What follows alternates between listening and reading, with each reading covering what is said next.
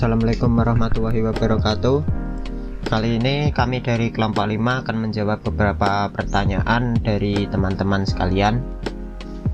Jika ada kesalahan mohon dimaafkan karena sesungguhnya ini tidak sempurna. Oke, langsung saja.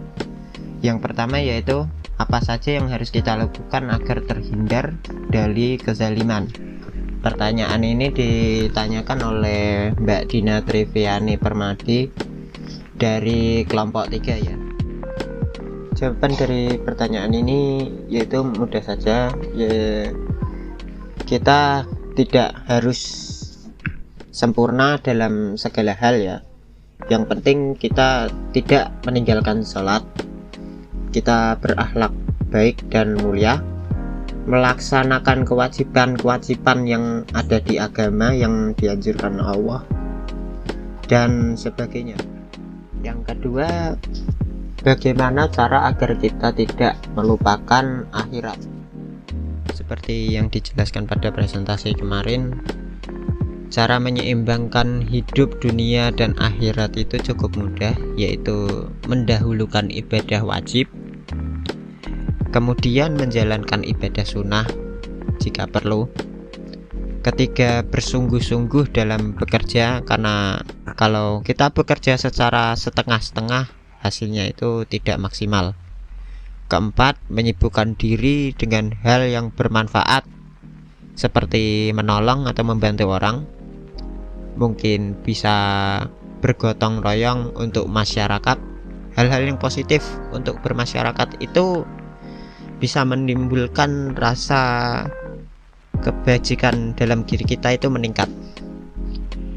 Yang kelima itu saat kita bahagia, sedih, senang atau semacamnya itu kita harus tahu kepada siapa kita curhat atau kembali, yaitu kepada Allah Subhanahu wa Ta'ala. Pertanyaan dari kelompok 4 yang ditujukan kepada kelompok kami, kelompok 5. Yang pertama adalah apa yang dimaksud dengan dunia adalah ladangnya akhirat. Oke, karena Allah Subhanahu wa Ta'ala memiliki satu tujuan menciptakan manusia di alam dunia, yaitu karena manusia diwajibkan untuk beribadah kepada Allah Subhanahu wa Ta'ala seperti sholat, haji, zakat, infak dan lain-lain, dan menjauhi segala larangannya. Karena sesungguhnya di dunia itu hanyalah sementara dan yang selamanya adalah hanya di akhirat kelak. Pertanyaan nomor 2 dari kelompok 4 yaitu mengapa kehidupan dunia dan akhirat harus berimbang? Karena jika tidak berimbang maka setiap manusia akan mengalami kerusakan dan penyesalan yang luar biasa. Karena kalau kita tahu bahwa di dunia itu hidup kita cuma sementara, ya seumpama paling lama umur kita mencapai 90-100 itu sudah lama, dan hanya kehidupan akhiratlah yang kekal abadi. Pertanyaan nomor 3 dari kelompok 4 yaitu mengapa kehidupan akhirat menjadi tujuan? Karena di akhirat kelak adalah kehidupan sebenarnya yang kekal abadi dan selalu diprioritaskan menjadi tujuan utama bagi semua makhluk hidup, semua umat muslim yang ada di dunia. Karena itu mereka semua menginginkan dirinya masuk ke dalam surganya Allah Subhanahu wa Ta'ala.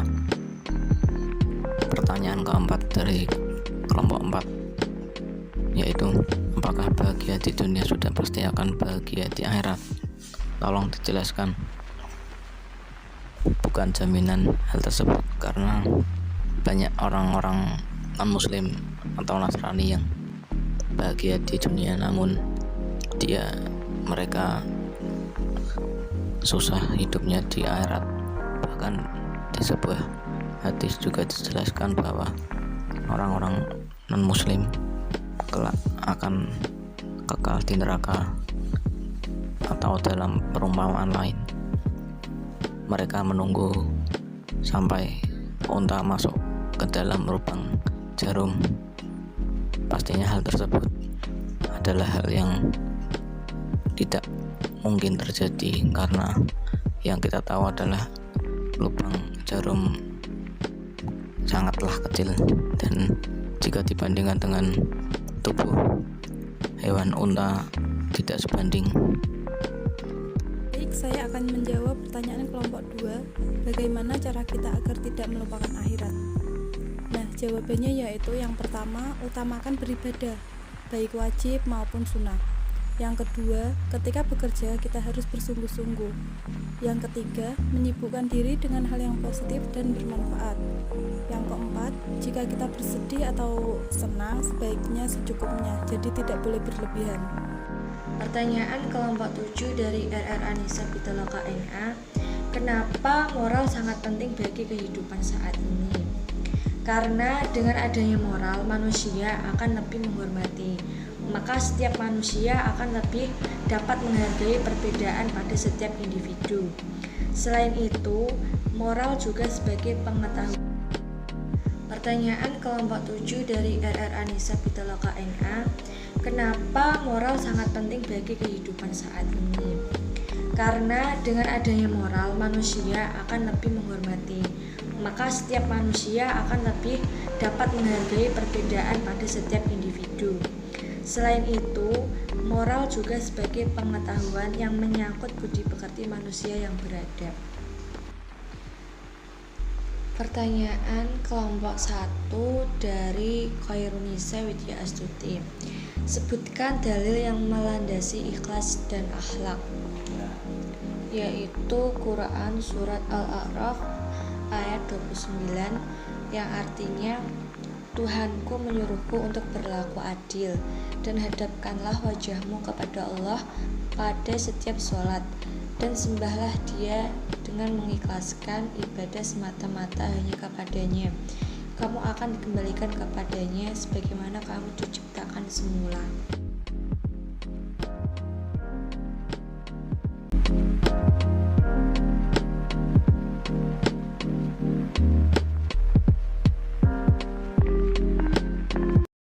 Demikian video ini kami buat. Terima kasih. Wassalamualaikum warahmatullahi wabarakatuh.